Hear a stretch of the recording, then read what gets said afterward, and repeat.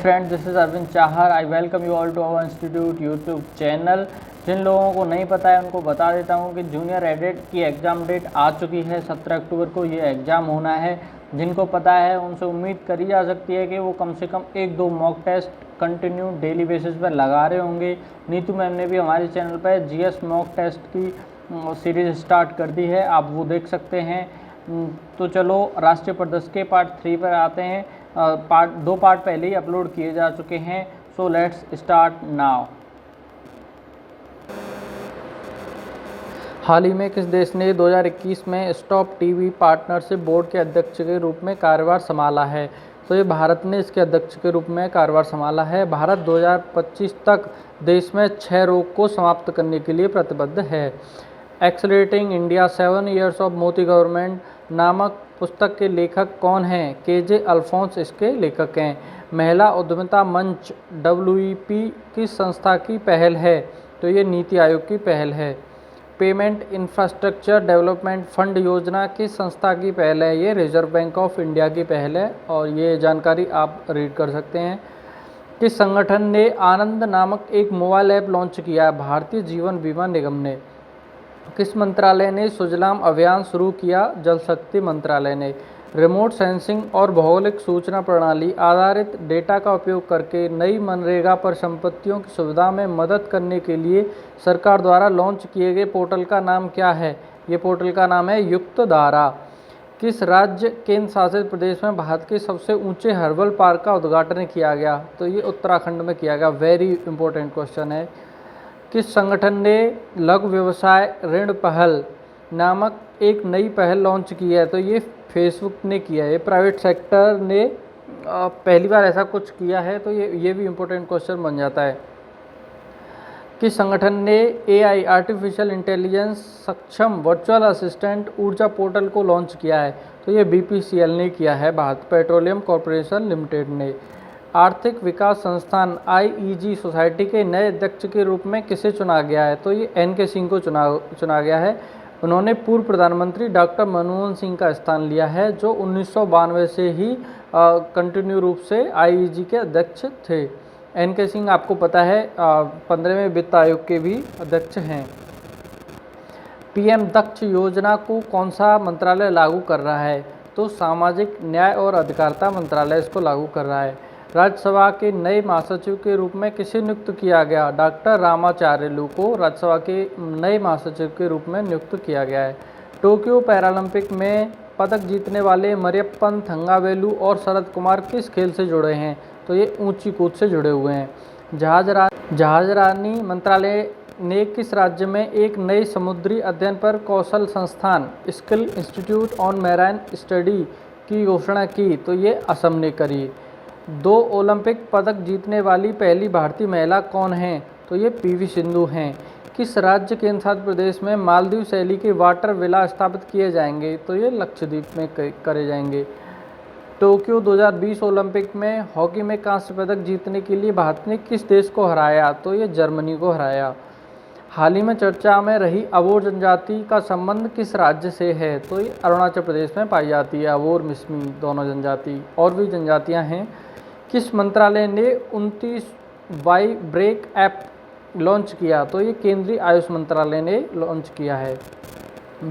BS series जो हाल ही में चर्चा में रही किस क्षेत्र से संबंधित है? तो ये ऑटोमोबाइल सेक्टर से संबंधित है। एक्स्ट्रा जानकारी आप नीचे पढ़ सकते हैं। केंद्र सरकार ने कौन से 2 नए सामरिक तेल भंडारों को मंजूरी दी है? तो ये चंडीखोल और पादुर 2 नए सामरिक तेल भंडारों को मंजूरी दी गई है। भारत के कितने टाइगर रिजर्व को CATS की मान्यता प्राप्त है? तो ये 14 टाइगर रिजर्व को CATS की मान्यता प्राप्त है।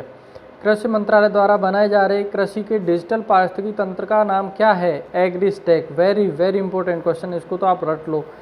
भारतीय खाद्य प्रसंस्करण प्रौद्योगिकी संस्थान Indian institute of food processing technology कहाँ पर स्थित है? ये तंजावुर तमिलनाडु में स्थित है।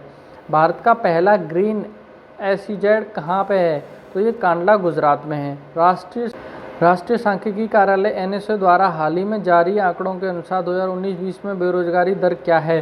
तो ये 4.8% है। आप कंफ्यूज मत हो जाना, ये राष्ट्रीय सांख्यिकी कार्यालय NSO द्वारा जारी की गई रिपोर्ट के अनुसार बेरोजगारी दर है।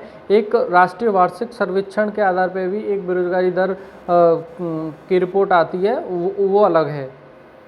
हाल ही में यूनेस्को की विश्व विरासत सूची में शामिल रुद्रेश्वर रामप्पा मंदिर कहाँ स्थित है? तो ये तेलंगाना में स्थित है। कौन सी अंतरिक्ष एजेंसी सुपरबिट नामक टेलीस्कोप का निर्माण कर रही है? तो ये नासा। केरल में पाए जाने वाला एक दुर्लभ जीव क्रिसला वालुप किस श्रेणी की प्रजाति से संबंधित है? तो मकड़ी जाति से। हाल ही में भारतीय प्रौद्योगिकी संस्थान रोपड़ द्वारा विकसित एमलेक्स क्या है? ऑक्सीजन राशनिंग डिवाइस है। भारतीय विरासत संस्थान को किस शहर में स्थापित किया जाएगा? तो ये नोएडा में स्थापित किया जा रहा है। ये भी एक इम्पोर्टेंट क्वेश्चन बन जाता है। अमरावती टाइगर रिजर्व जो हाल ही में चर्चा में रहा, किस राज्य केंद्र शासित प्रदेश में स्थित है? ये तेलंगाना में स्थित है। किस संस्थान को फास्टर नाम से एक नई योजना शुरू की है? किस संस्थान ने फास्टर नाम से एक नई योजना शुरू की है? Fast and secure transmission of electronic records. तो भारत का सर्वोच्च न्यायालय ने। किस केंद्रीय मंत्री को राज्यसभा में सदन के नेता के रूप में नियुक्त किया गया? तो पीयूष गोयल जी को राज्यसभा में सदन का नेता घोषित किया गया है। आप कमेंट सेक्शन में बताइए लोकसभा में सदन का नेता कौन होता है? भारत में राष्ट्रीय फोरेंसिक विज्ञान विश्वविद्यालय कहाँ स्थित है? तो ये अहमदाबाद में स्थित है। किस संस्थान को द हंगर वायरस मल्टीप्लाई शीर्षक से रिपोर्ट जारी की है? तो ये ऑक्सफैम ने की है। कोविड के संदर्भ में स्वैप क्या है जो हाल ही में चर्चा में रहा? ये एक टेस्टिंग प्लेटफॉर्म है जिसमें हजारों कोविड सैंपल्स एक साथ टेस्ट करे जा सकते हैं। किस देश ने ब्रिक्स शिक्षा मंत्रियों 2021 की मेजबानी की? तो ये भारत ने की। हाल ही में खबरों में रहा वाल्मीकि राष्ट्रीय उद्यान किस राज्य का एकमात्र राष्ट्रीय उद्यान है? तो ये बिहार का राष्ट्रीय उद्यान है जो कि गंडक नदी के किनारे स्थित है।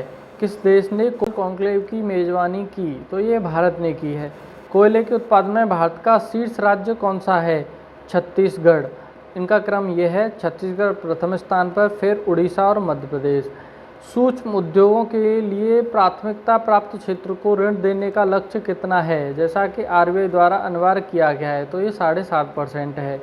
हाल ही में MSME मंत्रालय ने SME के तहत खुदरा थोक व्यापार को भी शामिल किया गया है। किस देश ने intermediary guidelines and digital media ethics code की घोषणा की? तो ये भारत ने की है। इसी के तहत ट्विटर और भारत सरकार के बीच विवाद जारी है।